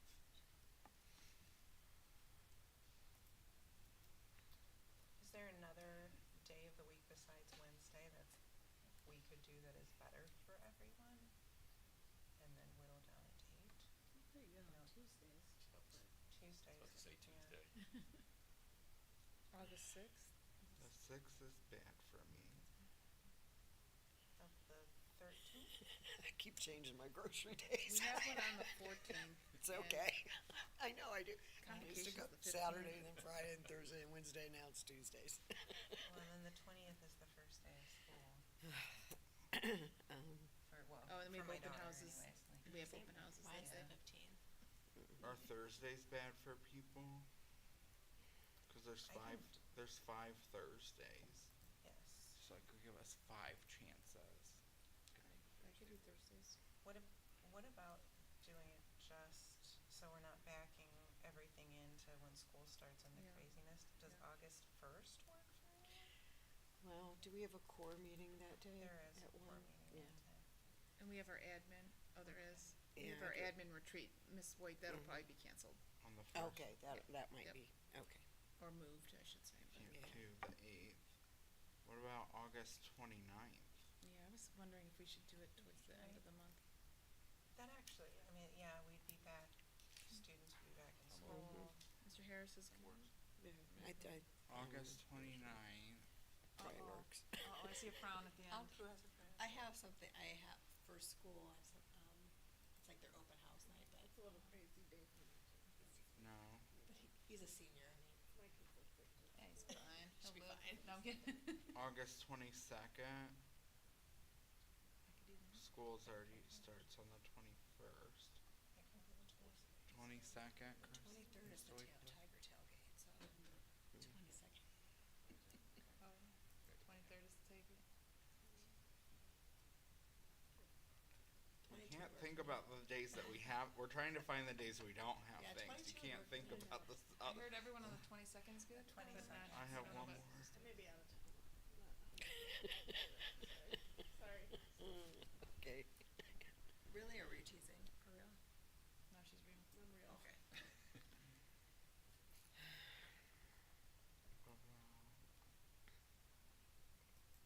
The I think 27th? The 29th would be okay. I think Mr. Waking up. If we did the 27th, that would put us 2 back-to-back meetings. And this is our work session. Is there any consideration to just having a longer meeting, like maybe on the 28th and combining it?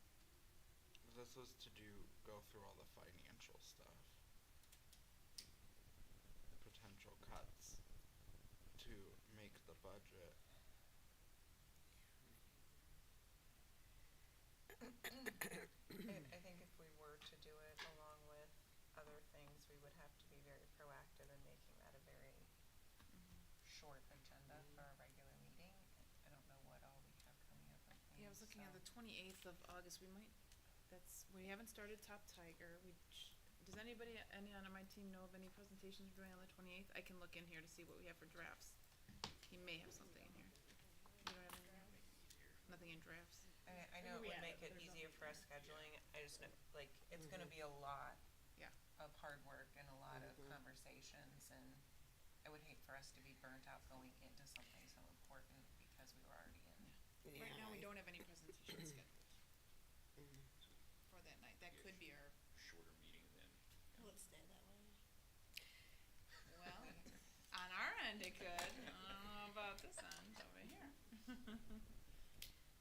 I don't foresee any And presentations. Mondays are bad for people.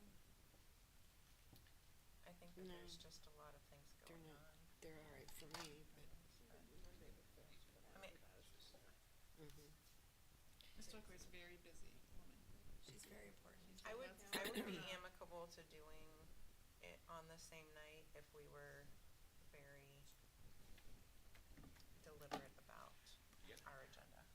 and getting through it would be, make it easier since we can't seem to, a lot of schedules we're juggling here. well, could we start at 4:30, 5, or, a little earlier? I can't start at 4:30. You can't start, okay.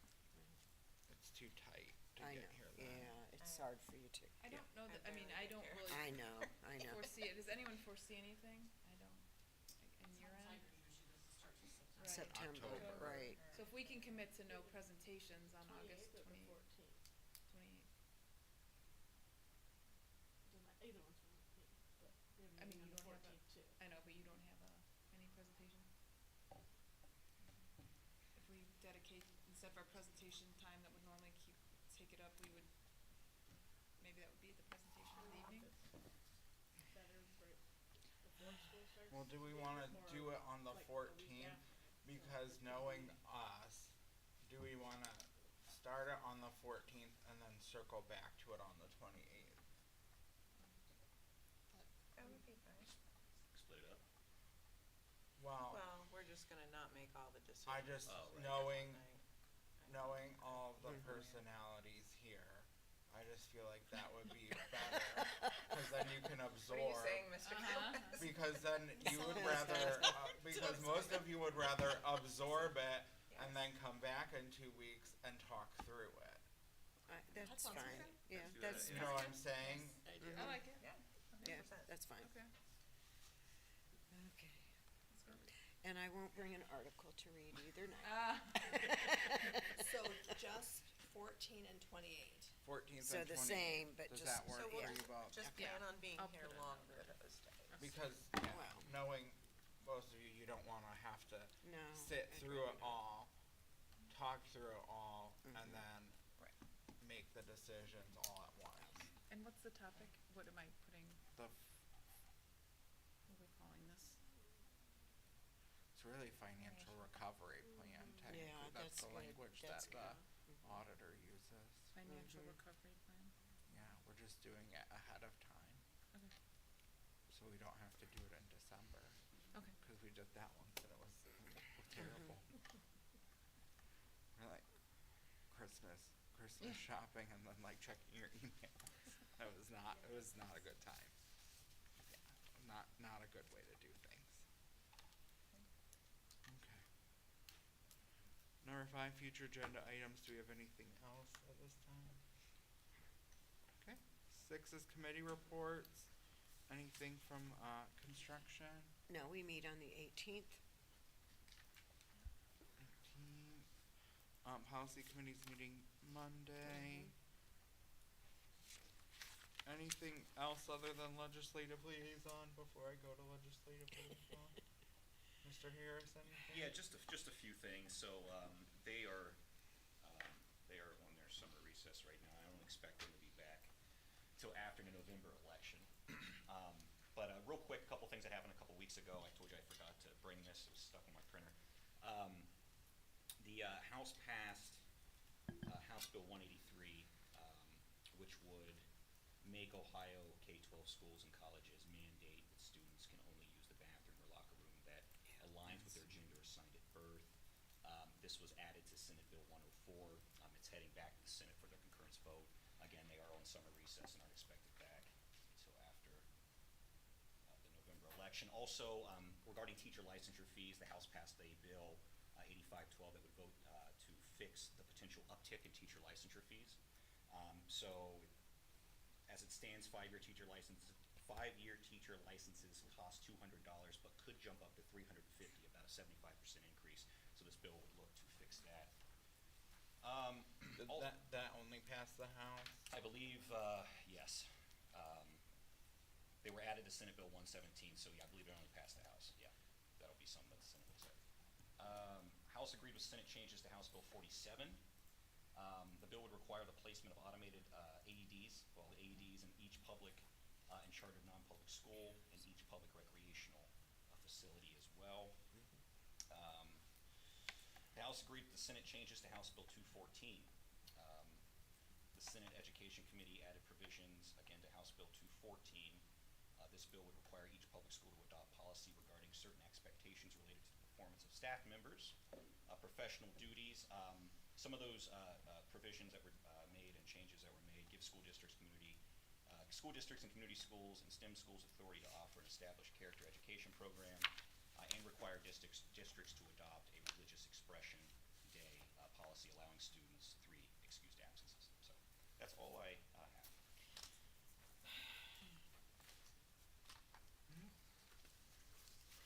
Thank you. Item 7 is comments. I am up first.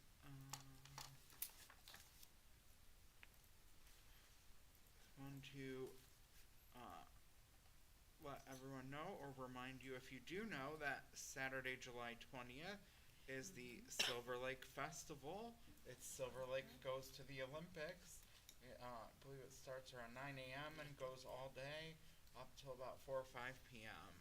It's always a great time, and if you have not been, you should go. If you've been, you should return. Silver Lake Festival. And we're in July, which means school starts next month. I know. So get ready. Doesn't sound. Mr. Harris, I have no comments. Mr. Schaefer.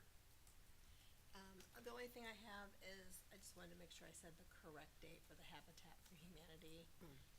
July 9th, I think Ms. Stewart corrected me, July 19th at Preston Park, if you are interested in volunteering 1 hour or 10 hours to do beautification through Habitat for Humanity. What day is that again? July 19th at Preston Park. There is a sign up Okay, online. volunteer. Okay. And it's actually on Talk of the Town, so. Well, I don't do that. Yeah. Oh, okay. I don't do Facebook. You can just show up with me as well. That's okay. I'm up. Ms. White. Just congratulations to all our principals and a big thank you for them moving into different positions and trying new things. And congratulations, Mr. Gomez, who is really a wonderful board member and a good leader for us. So congratulations. Thank you. Ms. Coco. I know, I'm embarrassing him. I don't have a lot. I just wanted to say great job to the Fresh Farm for donating over 100 pounds Oh, of that's produce to Good Neighbors this week. Oh, that is awesome. They were out there picking it and taking it there, so I appreciate all the time and effort that happens in the summer, and as things start to grow, it takes a lot to keep that going all summer and to do what they do, so.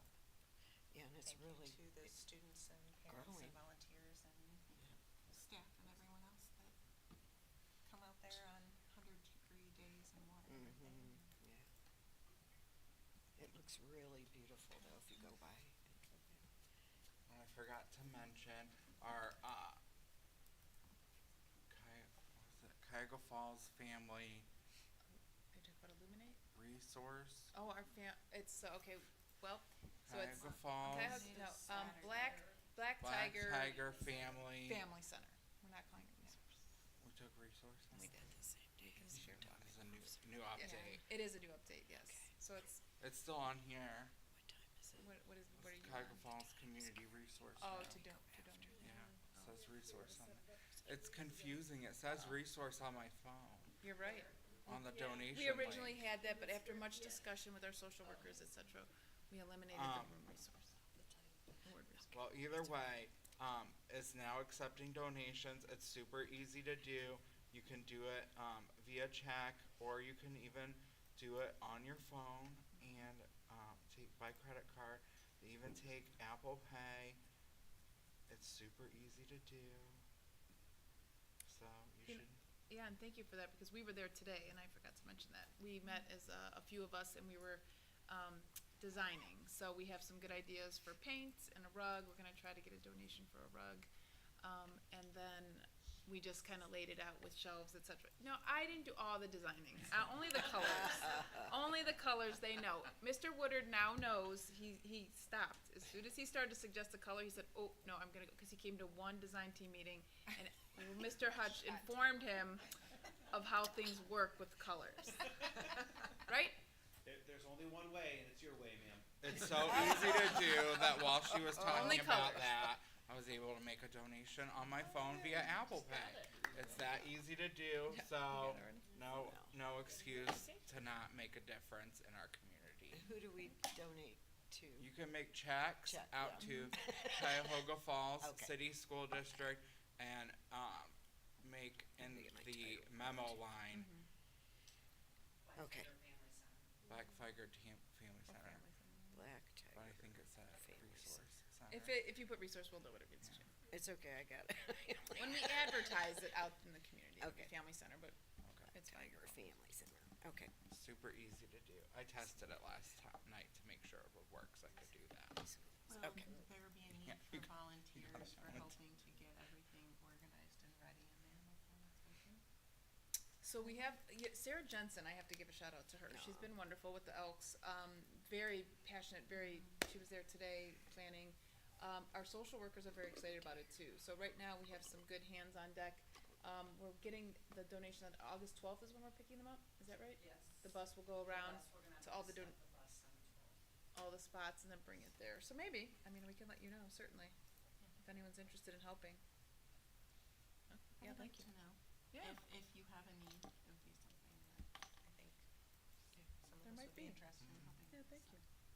Donations of certain things, let us, I have tons of books. I know, probably not, but anything that I could, buy or help, I would be happy to donate stuff. I've done that before. Would you like me to include the flyers and the press release in the Friday notes? Sure. Oh, helpful. yeah, that'd be cool. Thank you, thank you. Oh my god.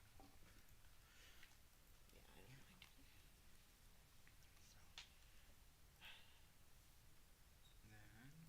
Then, item J is an executive session, number 1. Pursuant to Ohio Revised Code, section 121.22G1, it's hereby moved the board adjourn to executive session concerning appointment of public employee or official. I'll second. Please call the roll. Mrs. Coco? Aye. Mr. Gomez? Aye. Mr. Harris? Mrs. Schaefer? Aye. Ms. White? Aye. We're in executive session at 7:32. There'll be no action after.